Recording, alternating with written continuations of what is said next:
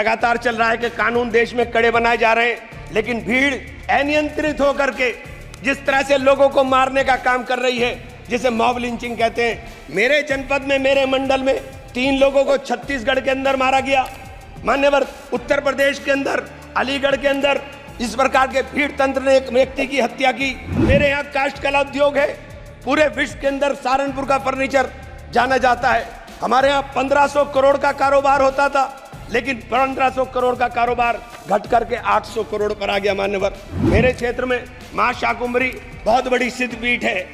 बाहर 10 साल से, मान्यवर पिछले 10 साल से दिल्ली यमुनोत्री नेशनल हाईवे अधूरी स्थिति के अंदर पड़ा हुआ है। बार बार बड़ा शोर मचाया जाता है कि सब पूरा हो रहा है, लेकिन आज तक नहीं हुआ। मैं आपसे हाथ जोड़कर विनती करता हूं, माननीय सरकार को कहें कि हमारे माननीय सभापति महोदय, महामहिम राष्ट्रपति महोदय के अभिभाषण पर आपने मुझे बोलने की अनुमति दी, मैं आपका आभारी हूं। महामहिम ने अपने संबोधन में स्वास्थ्य जैसे महत्वपूर्ण विषय पर मात्र 10 सेकंड 15 सेकंड के अंदर अपनी बात समाप्त कर दी। मान्यवर 55 करोड़ भारतीयों को आयुष्मान योजना में पात्रता थी।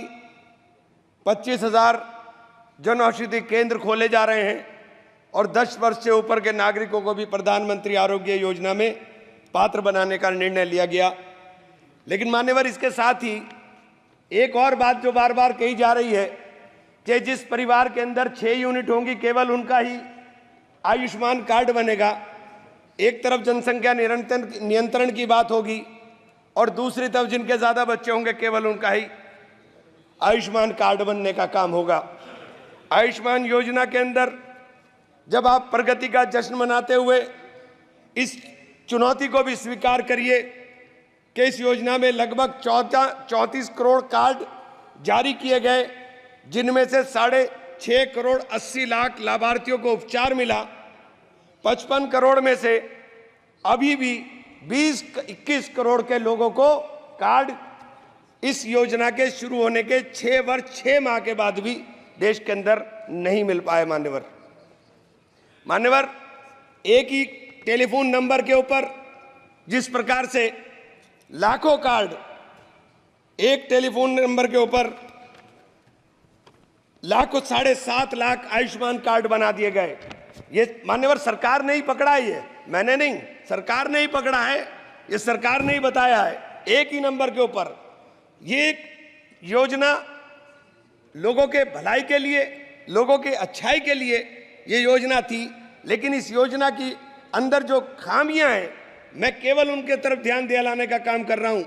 आयुष्मान योजना के जिस SECC डाटा सूची को बिना वेरिफिकेशन और जांच का आधार माना गया, उस सूची में भारी विसंगति है। 100 करोड़ रुपए की प्रॉपर्टी वालों के आयुष्मान बन गए, अल्पसंख्यकों के, दलितों के, आदिवासियों के और पिछड़ों के जो गरीब परिवार हैं उनके कार्ड नहीं बन पाए। मान्यवर मैं ये बात आपसे कहना चाहता हूं। मान्यवर मैं ये बात आयुष्मान योजना के ऑडिट में भी कैग ने गंभीर अनियमितताएं पाई थी। माननीय अध्यक्ष जी, हेल्थ सर्विसेज हमारे देश के लिए, चूंकि जिस देश का नौजवान स्वस्थ होगा, जिस देश का नौजवान स्वस्थ होकर के काम करेगा वही देश तरक्की करेगा। स्वास्थ्य के ऊपर जब आप बात करते हैं कि हमने 315 मेडिकल कॉलेज नए बना दिए, लेकिन उन मेडिकल कॉलेज के अंदर क्या मानकों के अनुरूप आपने जो उपकरण है उनको उपलब्ध कराने का काम किया, या उन मानकों के अनुरूप आपने डॉक्टर उपलब्ध कराने का काम किया? मान्यवर मेरे यहाँ शेखुल मेडिकल कॉलेज बनाया गया, 10 साल हो गए उस मेडिकल कॉलेज को, लेकिन आज तक उस मेडिकल कॉलेज के भवन हस्तांतरित नहीं हुआ, और जब भवन हस्तांतरित नहीं हुआ तो अनुरक्षण का पैसा नहीं मिला। मान्यवर 10 साल तक जिसके ऊपर मेंटेनेंस ना हो उस भवन को बताइए उसकी स्थिति क्या हो गई हो। मेडिकल कॉलेज बना दिया है, लेकिन मेडिकल कॉलेज के अंदर डॉक्टर नहीं है, एक भी सुपर स्पेशलिटी विभाग नहीं है। आप कह रहे हैं मेडिकल कॉलेज है, कोई सुपर स्पेशलिटी नहीं है, और जब सुपर स्पेशलिटी नहीं है तो फिर मरीजों को बाहर जाना पड़ेगा। मान्यवर बड़ा चारों तरफ से घिरा हुआ 3-3, 4-4 प्रदेश से घिरा हुआ क्षेत्र है मेरा। जब मेरे जैसे क्षेत्र जो समृद्ध क्षेत्रों के अंदर भी लगता है, वहां पर उस मेडिकल कॉलेज का, सरकारी मेडिकल राजकीय मेडिकल कॉलेज का ये हाल है, तो देश के अंदर क्या होगा मान्यवर? इस तरफ ध्यान देने की जरूरत है।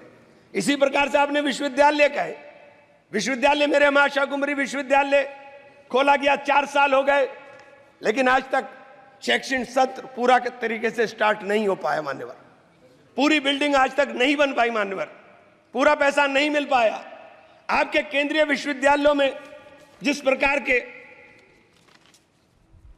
45 केंद्रीय विश्वविद्यालयों में 30% से अधिक शिक्षण पद खाली पड़े हुए मान्यवर, 30% से अधिक। एएमयू एक बहुत बड़ा शिक्षण संस्थान है, जहां शिक्षकों का अभाव है, उसका फंड लगातार काटा जा रहा है।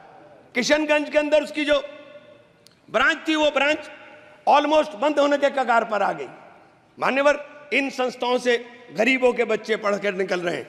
मैं आपकी ध्यान इस तरफ जरूर दिलाना चाहूंगा कि जब नीट की परीक्षाएं कैंसिल हो जाएं, जिस प्रकार से बार बार पर्चे लीक हो जाएं, तो सरकार को इन चीजों के ऊपर ध्यान देने की जरूरत है मान्यवर। देश का नौजवान आज परेशान है, चाहे वो अग्निवीर के नाम पर हो, चाहे वो नीट के नाम पर हो, और चाहे वो उद्योग धंधों के नाम पर हो। जब आप उद्योग धंधों की बात करते हैं, आप कहते हैं कि हमारी सरकार 5 ट्रिलियन इकोनॉमी की तरफ जा रही है, लेकिन मान्यवर ये नहीं बताने का काम करते कि 5 ट्रिलियन इकोनॉमी के लिए 10% से अधिक की ग्रोथ रेट चाहिए। आपकी ग्रोथ रेट क्या है साथ मान्यवर? जब मैं आपका ध्यान इस रोजगार के गंभीर विषय की तरफ रखूंगा, राष्ट्रीय सांख्यिकी मंत्रालय एनएसओ द्वारा असंगठित क्षेत्र में उद्यमों के सालाना सर्वे में जो चौंकाने वाला तथ्य है, वो ये है मान्यवर के जुलाई 2015 से सितंबर 2023 के बीच भारत में लगभग 18 लाख फैक्ट्रियां बंद हुई हैं, जिसमें 54 लाख से अधिक लोगों की नौकरियां चली गई।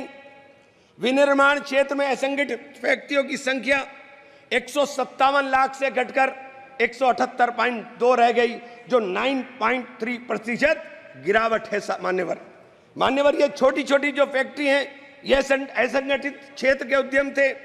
इन असंगठित क्षेत्र के अंदर कुल 10 करोड़ 96 लोग काम कर रहे हैं मान्यवर। ये सरकार के आंकड़े हैं।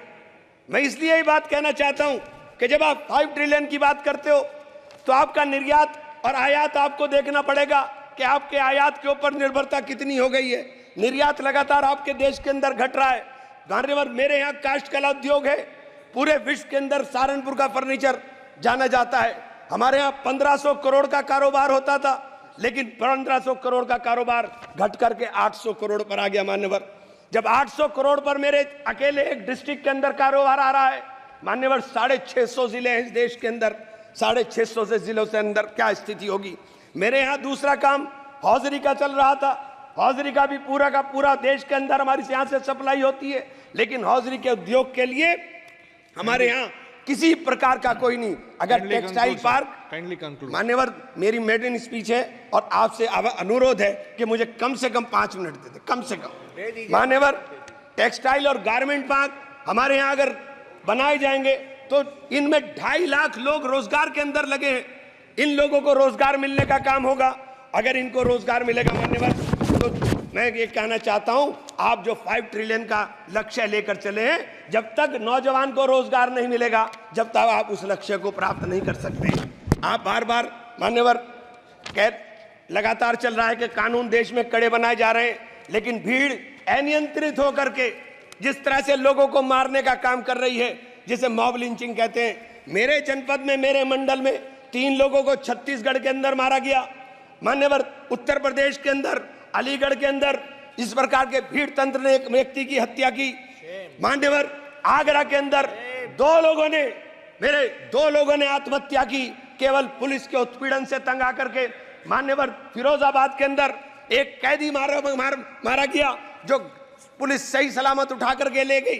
जो ये हालात देश के अंदर बन रहे हैं, आप कानून सख्त करने की बात कर रहे हैं मान्यवर। ये कानून सख्त करने से केवल काम नहीं चलेगा, उसके ऊपर अमल करने से काम चलेगा मान्यवर। अमल होना चाहिए। Please conclude please. 2 मिनट मान्यवर, बस 2 मिनट में कर दूं। अगर आप मैं आपसे मान्यवर जरूर एक बात जरूर कहना चाहूंगा मेरे क्षेत्र में मां शाकुंभरी बहुत बड़ी सिद्धपीठ है। बाहर 10 साल से मान्यवर, पिछले 10 साल से दिल्ली यमुनोत्री नेशनल हाईवे अधूरी स्थिति के अंदर पड़ा हुआ है। बार बार बड़ा शोर मचाया जाता है कि सब पूरा हो रहा है, लेकिन आज तक नहीं हुआ। उस सिद्धपीठ के जाने का रास्ता मान्यवर उस हाईवे से जाता है।